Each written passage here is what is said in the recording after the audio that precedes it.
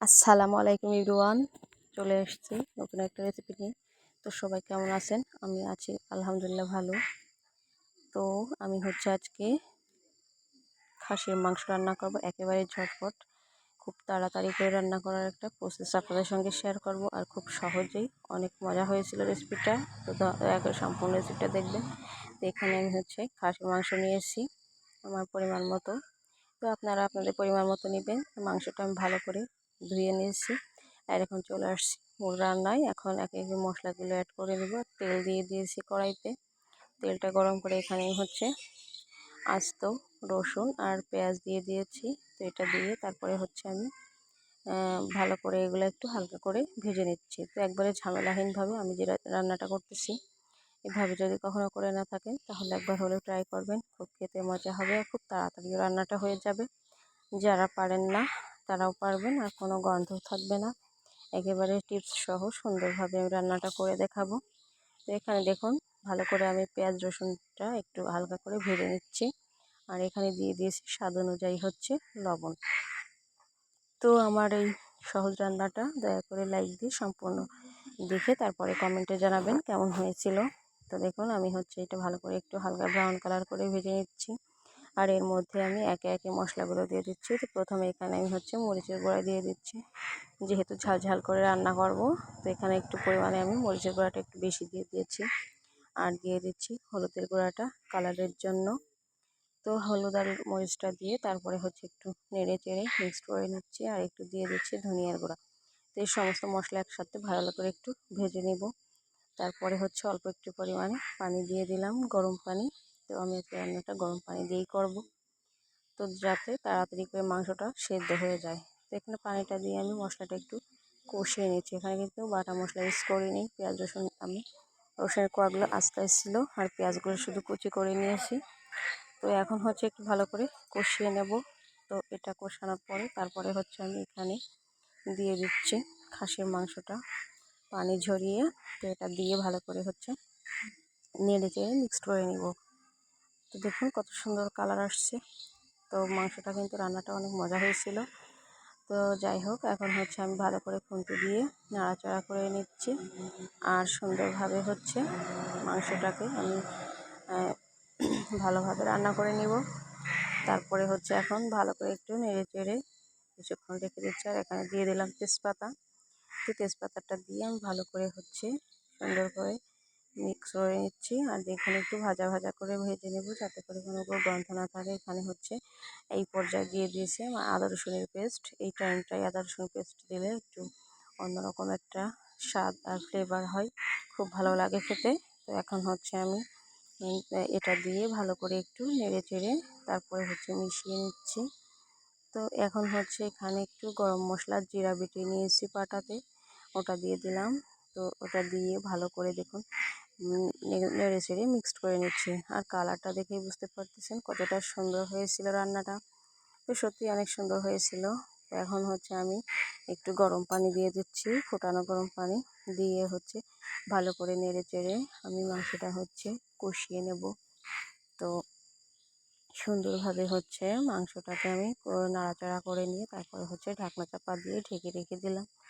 আর এখন একটু 2-3 মিনিট পরে ঢাকনাটা উঠিয়ে নিলাম, আর দেখুন বলক উঠে আসছে অনেকটাই, কারণ তাড়াতাড়ি করে রান্নাটা করে দেখাবো।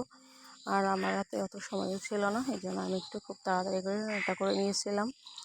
তো যাই হোক, এখন আমি একটু ভাজা মশলা দিয়ে দিলাম। তো ভাজা মশলা দিলে খেতে কিন্তু খুব ভালো লাগে, আর অনেক সুন্দর একটা ফ্লেভার আসে। তো আমি সবসময় চেষ্টা করি ভাজা মশলাটা দেওয়ার জন্য। দেখুন আমার মাংসের পানিটা কিন্তু শুকিয়ে গেছে অনেকটাই, কিন্তু মানে তেল বেরিয়ে আসছে, আর এখন আমি শুধু নাড়াচাড়া করে নিচ্ছি। তো দেখুন আমি যে আস্ত রসুনের কোয়া দিয়েছিলাম, পেঁয়াজ কেটে দিয়েছিলাম, ওগুলা কিন্তু অনেকটাই গলে গেছে, মানে অনেকটাই ঘন হয়ে গেছে। গ্রেভিটা দেখেই বুঝতে পারতেছেন, বোঝা যাচ্ছে না যে এখানে আমি কাটা মশলা দিয়ে রান্নাটা করেছি। তো যাই হোক, এখন আমি ভালো করে নেড়ে চেড়ে নিচ্ছি, মানে যতটা নাড়াচাড়া করা যায় আমি করে নিচ্ছি। আর সুন্দরভাবে সুন্দরভাবে কিন্তু আমি কষিয়ে নিচ্ছি। তো আমি এখানে আরও অল্প একটু গরম পানি দিয়ে আর একটু কষিয়ে নিচ্ছি, মানে আমি 2 বার কষাচ্ছি যাতে করে মাংসটা একেবারে ভালোভাবে ঝামেলাহীনভাবে সিদ্ধ হয়ে যায় আর সুন্দর হয় খেতে। তো এখন আমি আরও কিছুক্ষণ ঢাকনা দিয়ে ঢেকে রেখেছি, আর এই পানিটাও কিন্তু শুকিয়ে গেছে। আর এখন হচ্ছে আমি ভালো করে নাড়াচাড়া করে নিচ্ছি। তো দেখুন সুন্দরভাবে, মানে একবারে ভাজা ভাজা হয়ে গেছে, কত সুন্দর একটা কালার আসছে। তো এটা আমি কিন্তু একটু বেশি করে ভাজা ভাজা করতেছি যাতে করে খেতে অনেক ভালো লাগে। খুব সুন্দর কালারও আসছে মাশাআল্লাহ। তো এখন হচ্ছে আমি আরও 2-1 মিনিট সুন্দর করে এভাবেই ভেজে নেব। তাই এই পর্যায়ে রিকোয়েস্ট করব, যদি প্রথমবার কোনো আমার বন্ধু ভিডিওটি ওয়াচ করেন তাহলে রিকোয়েস্ট করব অবশ্যই আমার চ্যানেলটা সাবস্ক্রাইব করে বেল আইকনটি বাজিয়ে নিত্য নতুন ভিডিও দেখার জন্য সঙ্গেই থাকবেন। আর যারা এখনও আমার ভিডিওতে লাইক দেন নাই, প্লিজ একটা লাইক দিয়ে ভিডিওটি সম্পূর্ণ দেখে তারপরে কমেন্ট করবেন। তো দেখুন কত সুন্দর দেখাচ্ছে, লোভনীয় হয়েছে। তো আমি একেবারে ঝামেলাহীনভাবে রান্নাটা করে নিলাম। আর এই পর্যায়ে হচ্ছে একবারে শুকনো শুকনো করে ভেজে নিয়ে তারপরে হচ্ছে আমি গরম পানি দিয়ে দিলাম ঝোলের জন্য। তো দেখুন ভালো করে আমি নেড়ে চেড়ে নিচ্ছি। তো ভালোভাবে আমি হচ্ছে সাইড থেকে নামিয়ে তারপরে হচ্ছে সুন্দর করে ঢাকনা চাপা দিয়ে ঢেকে রান্নাটা করে নিব। তো এখানে আমি গরম পানিটা ব্যবহার করতেছি যাতে করে রান্নাটা তাড়াতাড়ি হয়ে যায়, মাংসটাও সুন্দর করে সিদ্ধ হয়ে যায়। নরম ঠান্ডা পানি দিলে কিন্তু মাংসটা সিদ্ধ হতে চায় না আর অনেকটা সময় লাগে, সফট হয় না। তো দেখুন আমার মাংসটা কিন্তু ঝোলটা অনেকটা শুকিয়ে গেছে। আর এই পর্যায়ে কিন্তু আমি মানে একেবারেই শেষ মুহূর্তে চলে আসছি রান্নার। তো এতক্ষণ আমার ভিডিওটি যারা দেখলেন তাদেরকে জানাই অসংখ্য ধন্যবাদ, আমার পক্ষ থেকে দিলে অনেক ভালোবাসা। তো ঝোলটা একটু বেশি শুকিয়ে গেছিলো, আমি সামান্য একটু পরিমাণে পানি দিয়ে দিয়েছিলাম। আর এখনও কিন্তু আমার ঝোলটা একেবারে ঘন হয়ে আসছে, আমি কিন্তু আর কয়েক মিনিট পরে চুলা থেকে নামিয়ে নেব। তো কেমন হয়েছে আমার রান্নাটা অবশ্যই কমেন্টে জানাবেন। আর দেখুন একটু ভাজা মশলা দিয়ে দিলাম, জিরা গরম মশলার গুঁড়া, এটা আমি ভেজে রেখেছিলাম। এটা যদি এই সময় ব্যবহার করেন তাহলে অসম্ভব সুন্দর হয় খেতে আর অনেক সুন্দর একটা ফ্লেভার আসে। তো আমি এখন হচ্ছে পরিবেশন করে আপনাদেরকে দেখাচ্ছি কতটা লোভনীয় হয়েছিল। তো দেখুন মানে কি বলবো, এত সুন্দর হয়েছিল রান্নাটা, না দেখলে বুঝতেই পারবেন না। তো একবার হলেও আমার এই সহজ প্রসেসটা ফলো করে রান্নাটা করে নেবেন, বুঝতেই পারবেন না যে খাসির মাংস না গরুর মাংস। তো যাই হোক অনেক সুন্দর হয়েছে। সবাইকে অনেক ধন্যবাদ আমার ভিডিওটি দেখার জন্য। আজ এ পর্যন্তই, দেখা হবে অন্য কোনো ভিডিওতে।